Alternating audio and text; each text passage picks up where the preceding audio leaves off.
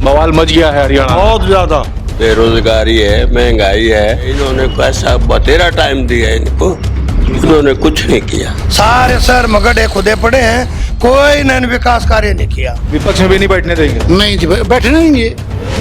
उनको वहां से जूते मार के भगा दिया इन्होंने। 4 PM न्यूज नेटवर्क में आप सभी का स्वागत है। मैं हूं क्षितिज कांत।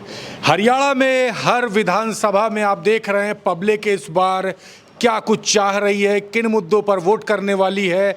और अब लगभग एक हफ्ते से भी कम का समय बचा हुआ है। हरियाणा की जनता अपने अगले 5 साल का भविष्य 5 तारीख को तय करने वाली है। बड़ी बात यह कि प्रधानमंत्री नरेंद्र मोदी तक रैलियों में आ रहे हैं। लोग ये बात कर रहे हैं कि भूपेंद्र हुड्डा का कद और बढ़ा दिया है प्रधानमंत्री ने मैदान में उतरकर। तो लोग क्या सोचते हैं सोनीपत के, हम बात करेंगे। और विधानसभा चुनाव सोनीपत का किस दिशा में जा रहा है, क्या तीसरी बार जिस तरीके से भाजपा सरकार बनाने का दावा कर रही है तो क्या वाकई सरकार बनने वाली है, या फिर जिस तरीके से दीपेंद्र हुड्डा ने हरियाणा मांगे हिसाब में तमाम वो सवाल पूछे जिसका जवाब नायब सिंह सैनी नहीं दे पाए, तो क्या हरियाणा मांगे हिसाब यात्रा का बड़ा इम्पैक्ट पड़ने वाला है। क्या कांग्रेस की सरकार आ रही है, क्या कुछ होने वाला है। यहाँ की जनता से ही बात करेंगे और तय करेंगे और समझेंगे कि क्या कुछ होने वाला है 5 तारीख को। ताऊ, नाम क्या हुआ? ओम प्रकाश। कहाँ पे रहते हैं सोनीपत में?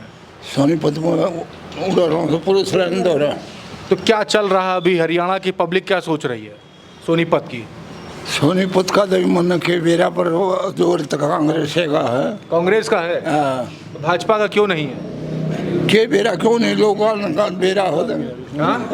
ऐसा भाई साहब, इसने कति ना तो बेरोजगार कर दिए बालक, ना कोई धंधा किसी चीज का रहा, सबको भ्रष्टाचार ज्यादा फैल गया है। इसलिए जो ना कांग्रेस सारे लोग। राहुल गांधी ने भी अपनी यहाँ पर बड़ी सभा की, उसका क्या इम्पैक्ट पड़ा? बहुत अच्छा असर पड़ा भाई, बहुत ज्यादा असर पड़ा है। तो बड़ा बवाल मच गया है हरियाणा। बहुत ज्यादा 75 सीट आऊंगी, 75। ताऊ, दिन पर दिन 5-5 सीटें बढ़ती कहाँ ला रही है भाई, तो कहाँ से बढ़ रही है? ला रही है। पब्लिक देखी थी क्यों कर बोल रही थी भाई। रोज इतनी लोग अपने आप जुड़ते आ रहे हैं। तो आम पार्टी छोड़ गए, चौटाला पार्टी छोड़ गए भाई, बीजेपी छोड़ गया, लोग जुड़ने लग रहे हैं। ताऊ, एक बात सच सच बताओ कि यहाँ पर जो किसान हैं वो काफ़ी परेशान रहे, इस तरीके की बात है। लेकिन किसान भाजपा का खुल करके इस तरीके से विरोध क्यों कर रहे हैं? ऐसा विरोध तो कभी पहले नहीं देखा गया। विरोध तो बने हुए है। और आंदोलन कराया था इन्होंने 3 कानूनों के लिए। यहाँ मोदी सरकार ने उसका कोई एक्शन नहीं लिया, काफ़ी दिन बैठे रहे। और यहाँ तो और सारे मुद्दे हैं, बेरोजगारी है, महंगाई है और अनेकों चीज़ हैं, अग्निवीर है। यहाँ मतलब 10 साल हो गए, इन्होंने कैसा बतेरा टाइम दिया इनको, इन्होंने कुछ नहीं किया। तो ताऊ, इस बार कितनी मार्जिन से सोनीपत की जीत हार तय होगी? बता दी नहीं। पहले तो आप मुस्कुरा रहे हैं। ठीक बताया ही नहीं। मार्जिन कितनी देख रहे हैं यहाँ? मार्जिन कितनी? 75 सीटें।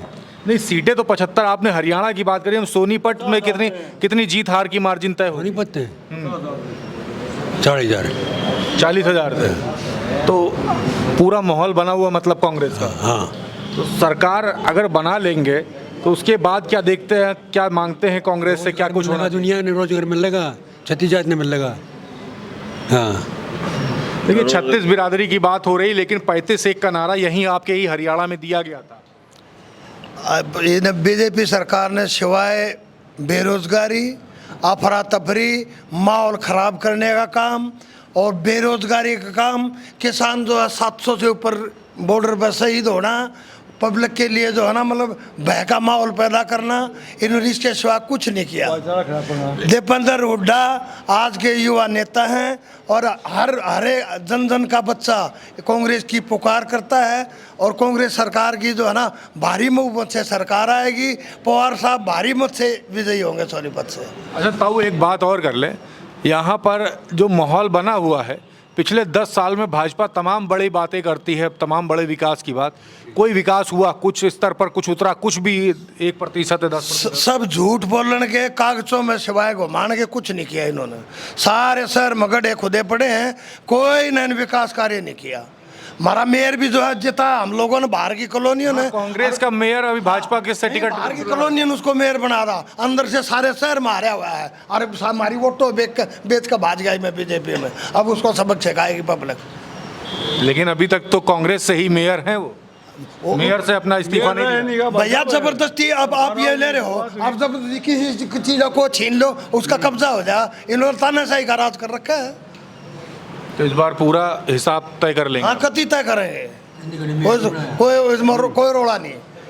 तो कुछ सीटें तो बीजेपी की आएंगी, सीटें आएंगी भी नहीं। कुछ कोई नहीं आओ, कुछ नहीं आएगा, आने तो कोई ना आओ। ताऊ ये सब क्या बोल रहे हैं? ठीक बोल रहे भैया। सब ठीक बोल रहे हाँ, हैं। ठीक। आप भी समर्थन कर रहे हो? मैं बिल्कुल कांग्रेस का हूँ, कांग्रेस का शुरू दबाव में तो नहीं है इन लोग के वजह से? ना ना ना, कमाल की बात है, शुरू ही कांग्रेस का हूँ मैं। बूढ़ा गया 38 में साल लग रहा, बताओ। तो कांग्रेस सरकार बना रहे हैं आप लोग? भाई मत बनाऊंगा अपनी तरफ से, बाकी देखो क्या होता है, क्या होगा। देखिए, यहाँ पर हरियाणा में जब अलग अलग जगह जब चलते हैं तो तमाम सारी बातें निकल करके आती हैं। आपका नाम क्या हुआ? मेरा ईश्वर दया नाम है, इंडियन कॉलोनी सोनीपत में रहता हूँ। असली बात बताइएगा, दिल में क्या चल रहा हो? क्या 5 तारीख को क्या करने वाले हैं? क्या करने वाले हो तो आप बताओगे। 8 तारीख ने नुकोगे, आपने जो सच्ची बात थी वही कही थी। क्या कह रहे हैं, कह दीजिए। ये 75 सीटें आनी हैं और बीजेपी की 5-6 सीट आनी है। बिल्कुल विपक्ष में बैठने के भी नहीं रहेंगे। विपक्ष में भी नहीं बैठने देंगे? नहीं जी, बैठने देंगे, हालात ही ऐसे हैं। 10 साल का राज में आपने इन्होंने क्या नहीं किया वो आप ये बताओ। किसान नहीं पीटे हों, जो बेटियां थी उन्हें जंतर मंत्र पर वहाँ नहीं पीटी हों, स्टूडेंट नहीं पीटे हों, आशा वर्कर नहीं पीटी हों। ऐसी जगह बता दो आपने कोई इकट्ठे होकर चले गए आपने। सरपंचों का लठ नहीं मारे हो, कोई एम्प्लॉय बगैर पीटे छोड़ा हो, सबको लठ मारे को दबाएगा है, उनकी आवाज को दबाएगा है। ये एक मुद्दा ले रहे हैं भाई, खर्ची पर्ची। खर्ची पर्ची चली नहीं, इस जितना करप्शन। एक भी आदमी, एक भी लेडीज या जेंट्स कहीं भी जाए ना, हाथ में पॉलिथीन लेकर जाए, उन्हें कागज पूरे नहीं हो रहे उसके, अपनी पेंशन बनवाने के लिए। ये बुजुर्ग बैठे हैं सारे, जितने ही बैठे हैं, इतने इनसे कागज पूरे होते नहीं। इतना पेंशन का अगला थरकनू कह दे भाई मैं टाड़ा मारूंगा पेंशन की। तो इस बार पूरा हिसाब किताब लिख देंगे? यूँ तो आप बताओगे, हम थोड़ा बताओगे। तो पूछने आए हैं, हमने तो बता दिया आपको। आप उस दिन कहोगे, आप सच्ची कह रहे थे उस दिन। ताऊ आप क्या कह रहे हो? देखो बार बार मोदी जाता था, अपनी माँ के पास चरण छूता था, उसके आशीर्वाद भी मिलता था, आशीर्वाद मिलता था।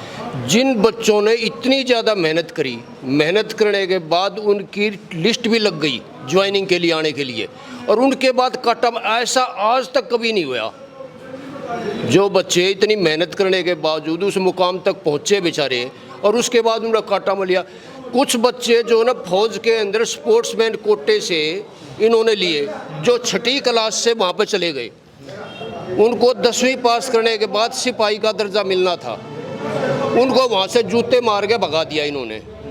अग्निवीर की लागू कर दिया। अरे ऐसा तो कभी होया ही नहीं भाई। आप डेट निर्धारित करो कि इस डेट के बाद ऐसे ऐसे अग्निवीर भर्ती होंगे, मगर इनको नहीं रोका जाएगा। उनको सारों की लिस्ट, कितने बच्चों ने आत्महत्या करी उसमें। हरियाणा के अंदर जवान, किसान और पहलवान, इन तीनों से ही इस प्रदेश की पहचान है। उन तीनों की इन्होंने दुर्गति कर दी। बताओ नहीं किया तो सारा भारत जानता है इसको कि इन्होंने बिल्कुल गलत किया। ये तो कभी भी ऐसा हो ही नहीं सकता कि भाई आपने लिस्ट लगनी, लिस्ट लगने के बाद आपने खटा मार दिया उस पर। ये तो दादागिरी है सरेआम। उनकी माँ नहीं रोई क्या?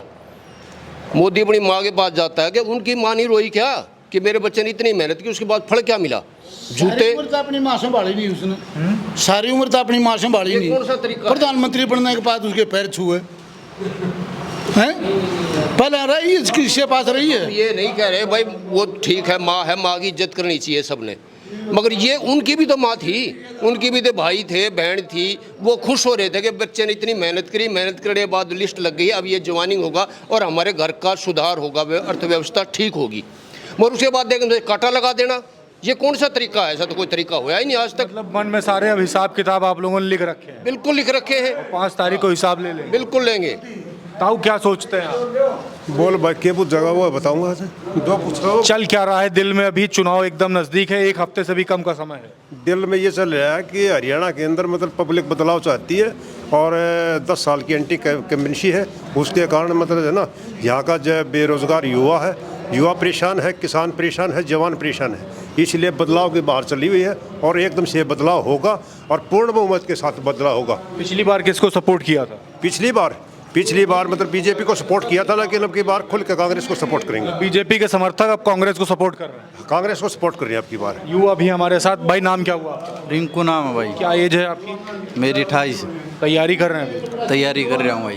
क्या उम्मीद है कि अगर भाजपा की सरकार अगर होती है इस बार तो नौकरी मिलेगी? ना बिल्कुल नहीं मिल रहा भाई।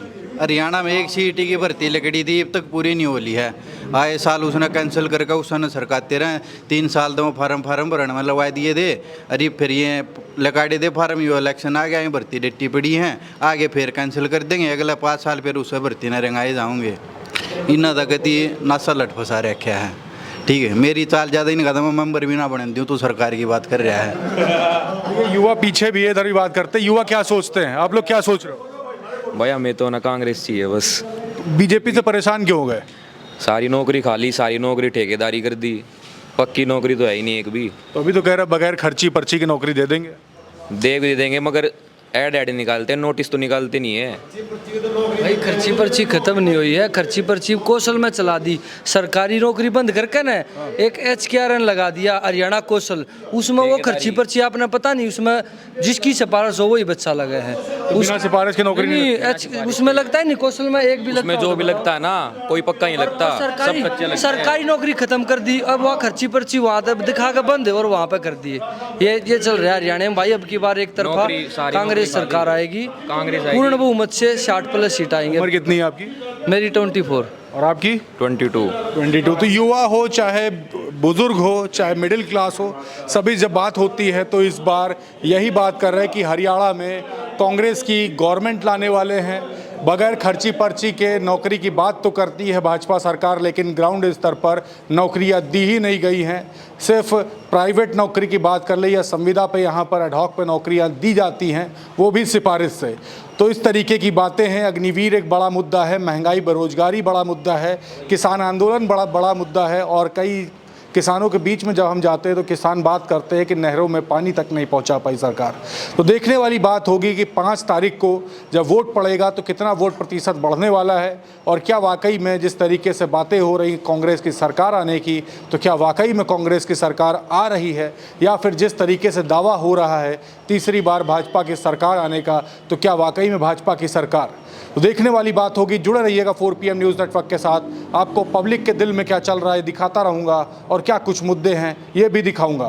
वीडियो जितना ज़्यादा हो सकेगा शेयर ज़रूर करिएगा। मैं हूं क्षितिज कांत, कैमरा पर्सन शुभम के साथ। धन्यवाद।